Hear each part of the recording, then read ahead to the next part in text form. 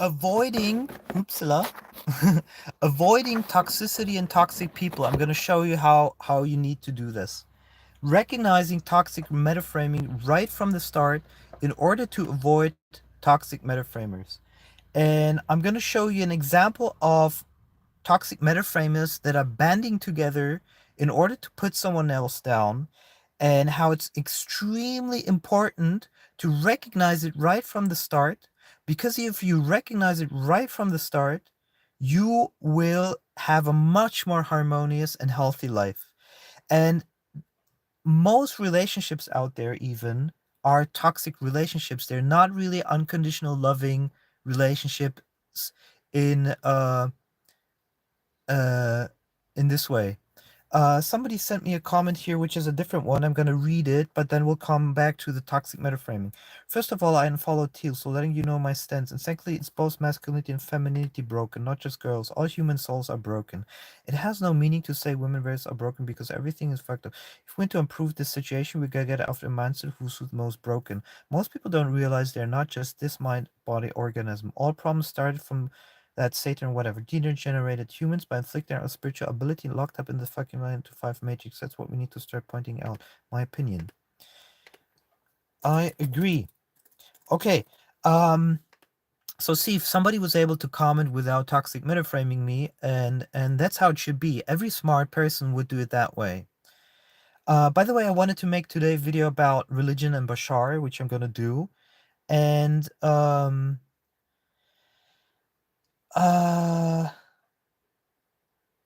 and then again, this is so, this is, I love this. I love this.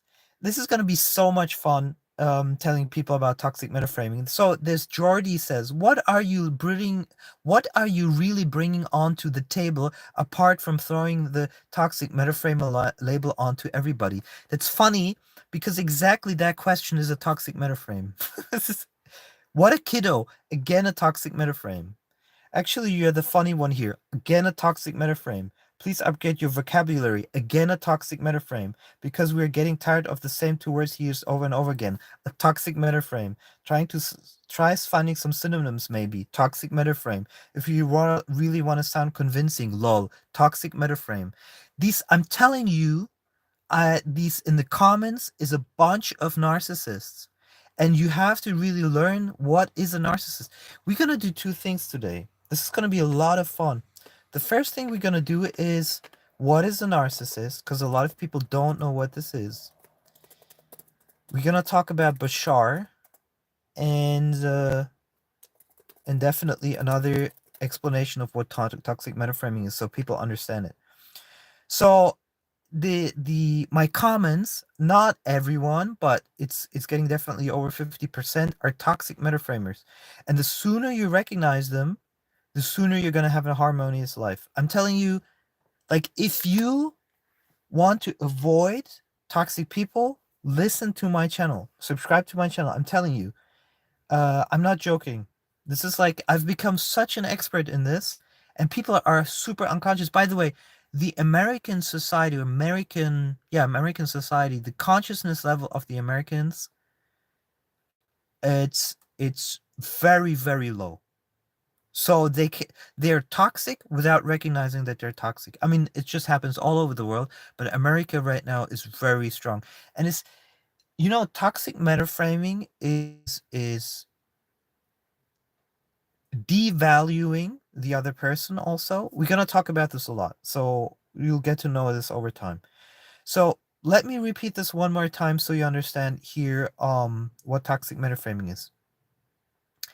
This guy is shaming everyone. It's a generalization to put down. It's a toxic metaframe who has a different opinion to his and is calling everybody toxic. I'm not calling everybody toxic.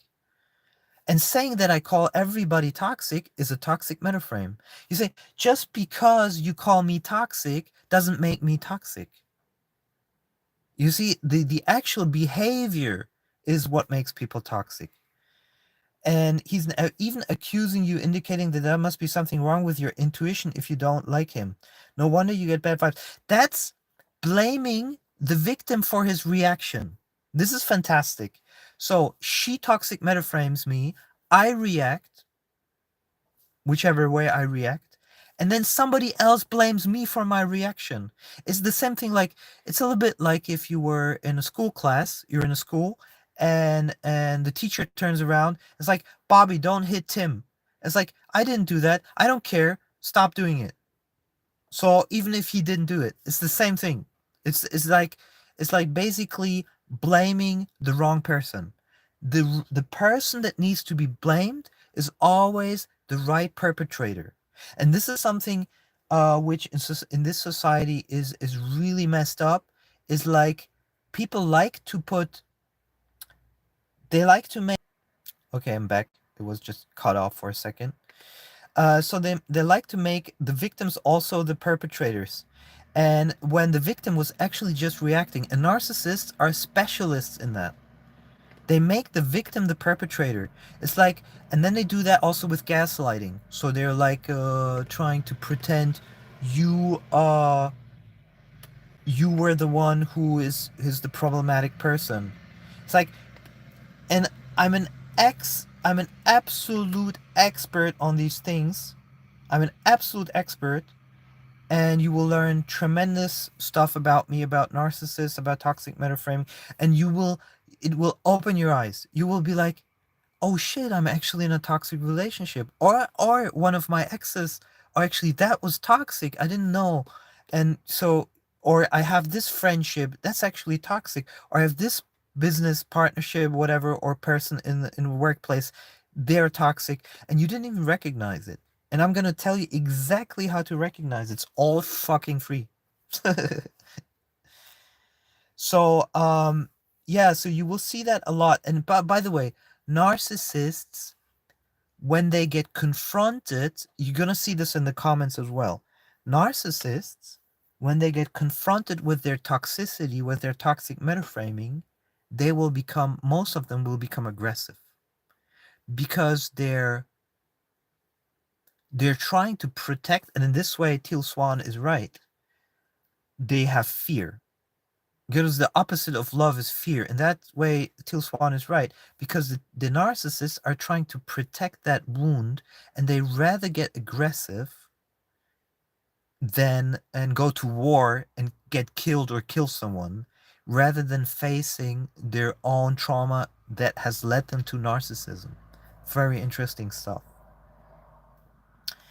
So, um, and there's some very nice comments which are how healthy people react. For example, one guy says to my Teal Swan podcast, says, or girl, said, what feels right for you is true for you. You don't need to knock another person to be right. Your truth is yours and her truth is hers, and anyone is free to take whatever resonates.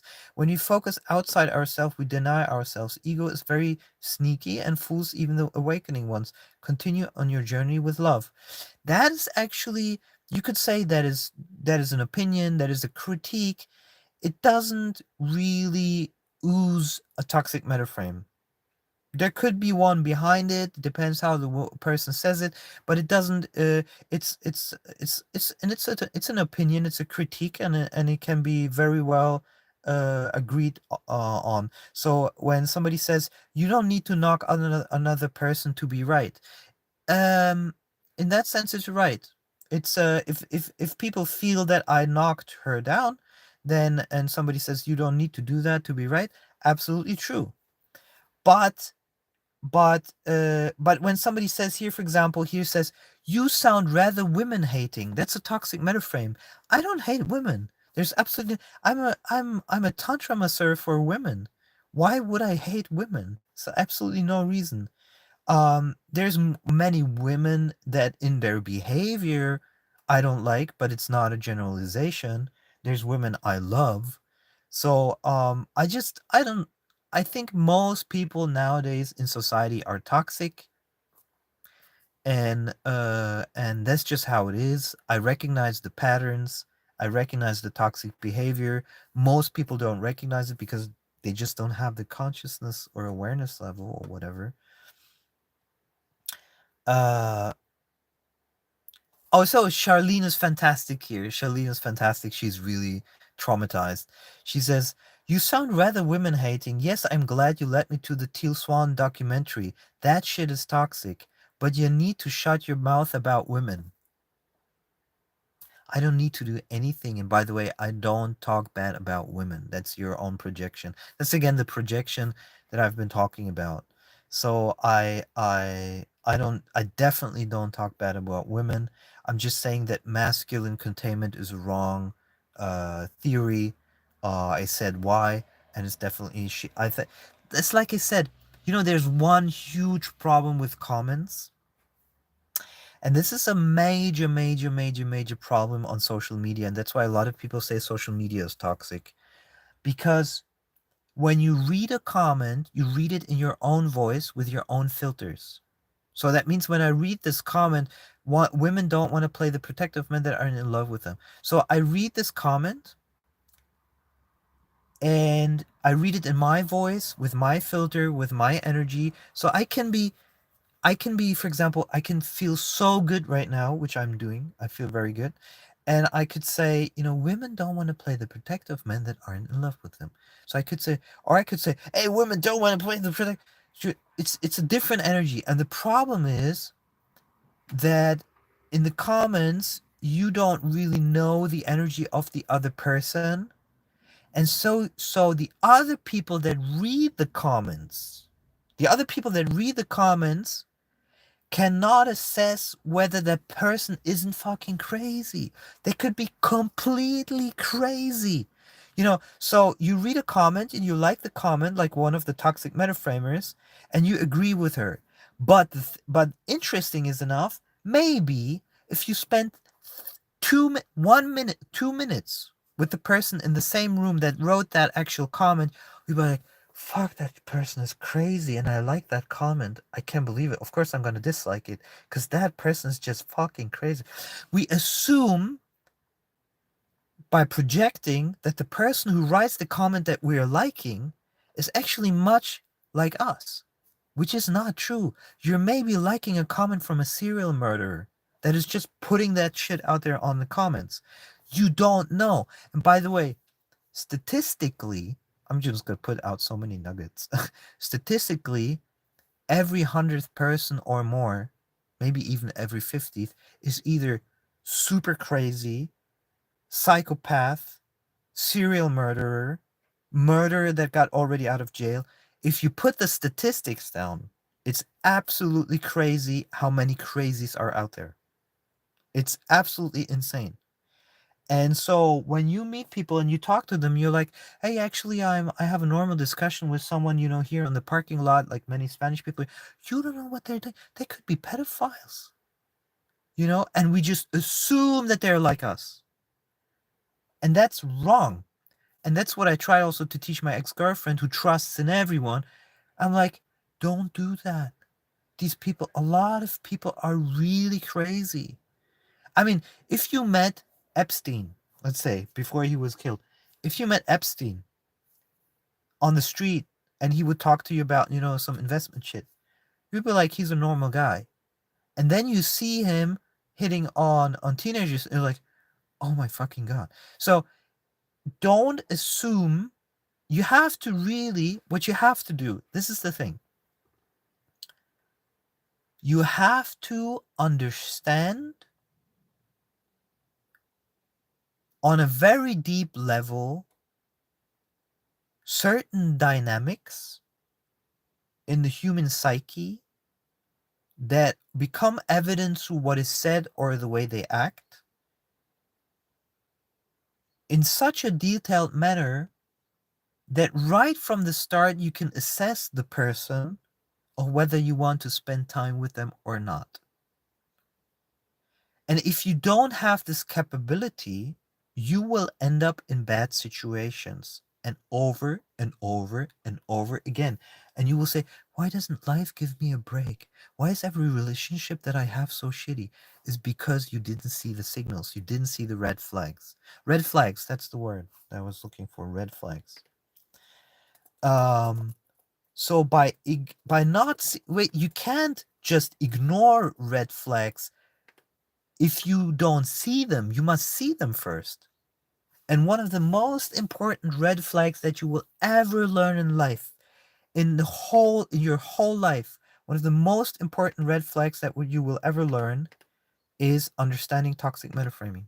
Once you understand toxic metaframing, you've learned the most important red flag about humans in general, and it will completely change how you see relationships and people. Trust me.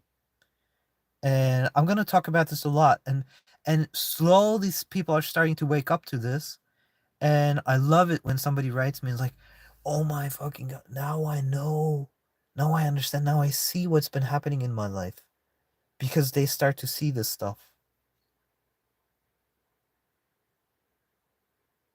So I'm gonna make a separate video on explaining toxic metaframing again. I do already have some videos, but I'm gonna do another one so people really understand, because people interchange when I say somebody's a toxic metaframer, they see it as kind of like a, oh, he's toxic.